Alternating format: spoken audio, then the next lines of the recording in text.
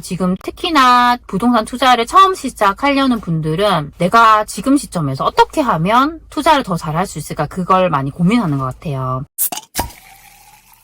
안녕하세요, 세비트입니다. 오늘도 영상으로 해드리고 싶은 이야기가 생각이 나서 찍게 됐어요. 그 이야기가 뭐냐면, 제 주변에도 보면 정말 부동산 투자를 잘 하고 싶다, 근데 어떻게 하면 잘할 수 있을까요? 라고 많이 질문을 하시더라고요. 그것에 대한 답을 좀 알려드리고 싶었습니다. 이 질문에 대한 답도 사람들마다 다 다르게 말을 할 수는 있어요. 하지만 저는 딱 한 가지로 단순하게 말씀드릴 수 있을 것 같습니다. 그 답이 뭐냐면 바로 경험을 많이 하는 겁니다. 저는 이 투자의 실력과 경험의 크기가 정말 비례한다고 생각을 해요. 내가 경험을 많이 하면 할수록 내 투자 실력도 거기에 비례해서 더 좋아진다고 생각을 합니다. 저를 예로 들어볼게요. 예전에 저는 정말 집은 한 채만 있으면 된다고 생각을 했어요. 그래서 거의 7년 동안 1주택으로 살았습니다. 어떻게든 그 집을 내가 비과세를 받아야 된다고 생각을 했어요. 그리고 나서 좀 더 발전이 된 게 제가 일시적 1가구 2주택으로 간 건데요. 제가 거의 그 틀 안에서 몇 년 동안 벗어나지 못했던 것 같습니다. 저와 다르게 그 기간 동안 정말 계속 투자를 하신 분들은 그 경험을 통해서 투자 실력이 정말 많이 늘었을 거예요. 하지만 저는 그 틀 안에 제가 갇혀 있었기 때문에 그 시간 동안 제가 더 많은 것을 경험할 수 없었던 것 같아요. 근데 제가 그걸 벗어나서 다주택자의 길로 들어서면서 많은 것을 경험하게 됐어요. 예전에는 제가 분양권 투자만 했다면 기축 아파트도 투자를 해보고 주택이 아닌 지식산업센터 같은 비주택도 투자를 해보게 된 거예요. 그리고 예전에는 개인으로만 투자를 했는데 이제는 내 법인을 만들어서 법인을 가지고도 투자를 하게 된 거예요.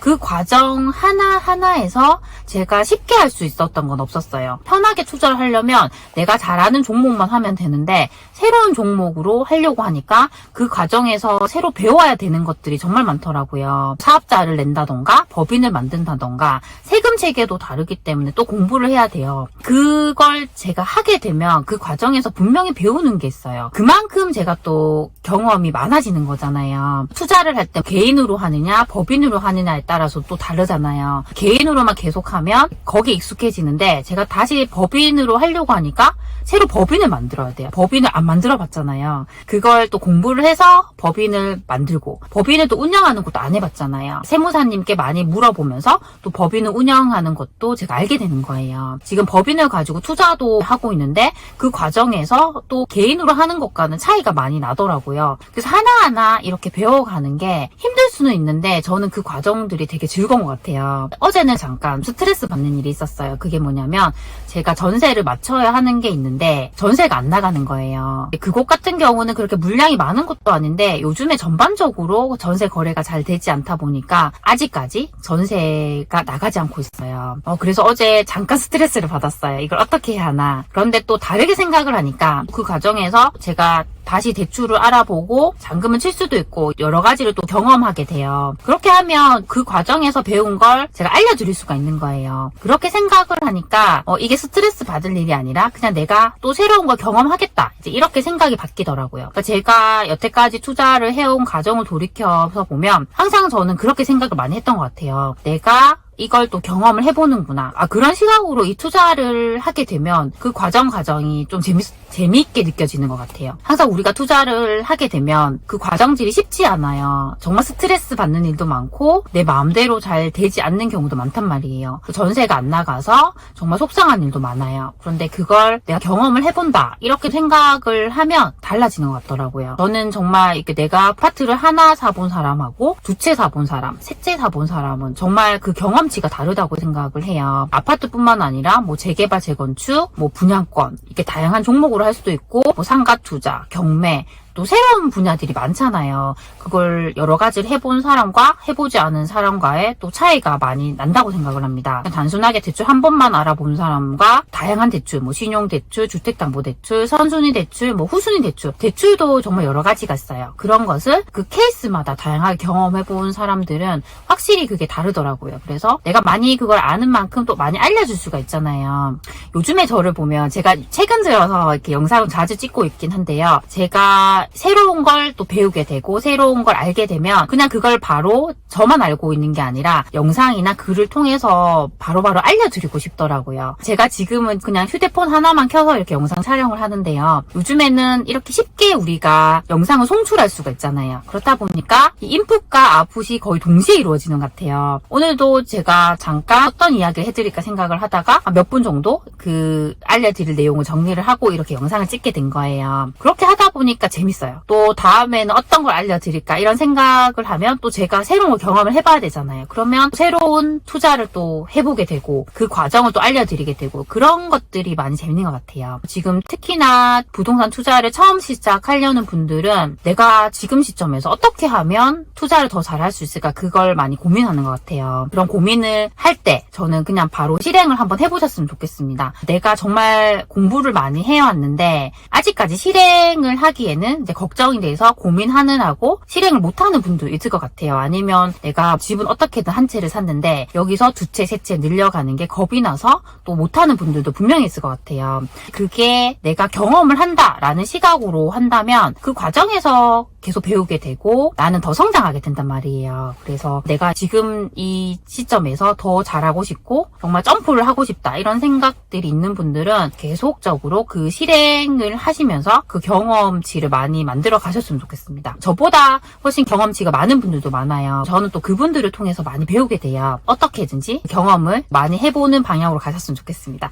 요즘에는 보면 정말 소액으로도 투자할 수 있는 곳들이 많이 있어요. 어떤 분들은 정말 투자할 곳이 없다고 하지만 계속적으로 이렇게 찾아보시면 소액으로 할 수 있는 곳들이 많단 말이에요. 그걸 겁내지 마시고 내가 이 돈으로 투자를 하면 그만큼의 또 경험치를 사는 것이기 때문에 그렇게 계속적으로 실행을 해 나가셨으면 좋겠습니다. 제가 예전에 부동산 투자에 실패해서 힘들었던 적이 있었어요. 그때는 정말 잠도 못 자고 어떻게 이걸 해결해야 할지 막막하고 너무 괴로웠어요. 그런데 그 과정에서 어떻게든 그걸 해결해야 되니까 뭐 대출도 알아보고 어떻게 잔금도 치고 전세 빨리 맞추기 위해서 거의 100군데 넘는 부동산에 연락을 하고 그랬단 말이에요. 그때는 너무 스트레스를 받았어요. 그때 제가 초보 시절이었어요. 그 초보 시절에 그런 거 다 경험하고 나니까 제가 자신감이 붙더라고요.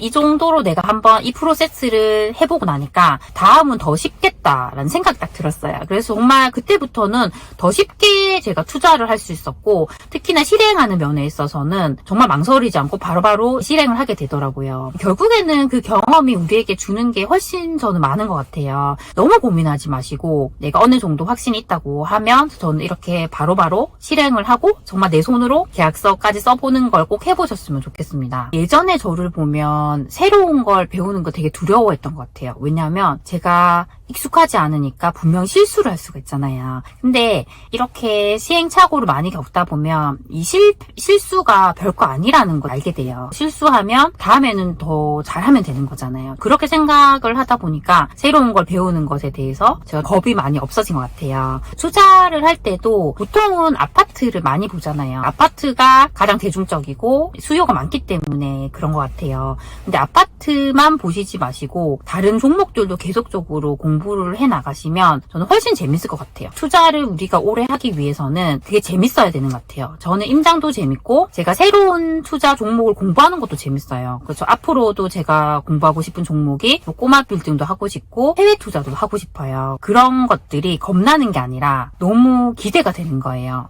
이걸 통해서 내가 또 어떤 걸 배울 수 있을까? 그리고 내가 이걸 어떻게 사람들에게 알려줄 수 있을까? 그렇게 생각을 하면 그게 너무 재밌고 투자가 지루한 과정이 아니라 계속적으로 좀 기대가 되는 그런 과정이 되는 것 같아요. 지금 투자를 시작하려는 분들은 아파트만 투자할 것이 아니라 계속적으로 새로운 걸 공부를 해서 종목을 넓혀간다. 그런 생각으로 하시면 투자를 해나가는 과정이 훨씬 더 재밌을 것 같습니다. 항상 저는 이렇게 생각을 해요. 우리가 더 성장하기 위해서는 이걸 나만 알고 있는 게 아니라 이 지식을 누군가에게 알려줄 때 더 많이 성장한다고 생각을 해요. 저도 블로그를 시작을 할 때도 정말 평범한 사람이었어요.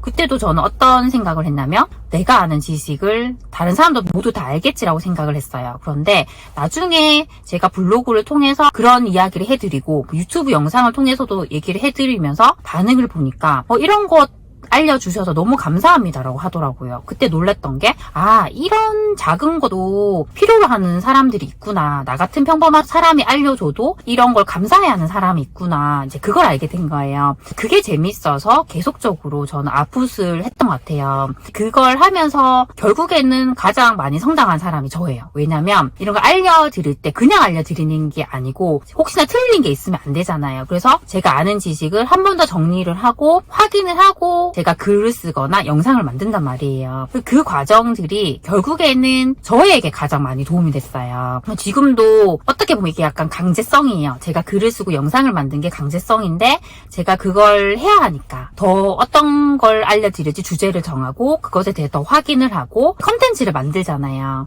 그것들이 저를 예전보다 점점 더 성장을 시키더라고요. 그래서 많이 경험하시고 이것을 혼자 알고 있지 말고 많은 분들에게 알려주는 그 과정들을 계속 반복하시다 보면 분명히 지금보다 훨씬 더 멋진 투자자가 될 거라고 생각을 합니다. 오늘도 이렇게 제 영상을 시청해줘서 정말 감사드립니다. 조금이라도 제가 이렇게 말씀드린 것들이 도움이 되셨으면 좋겠습니다. 그럼 다음 시간에 만나요. 안녕.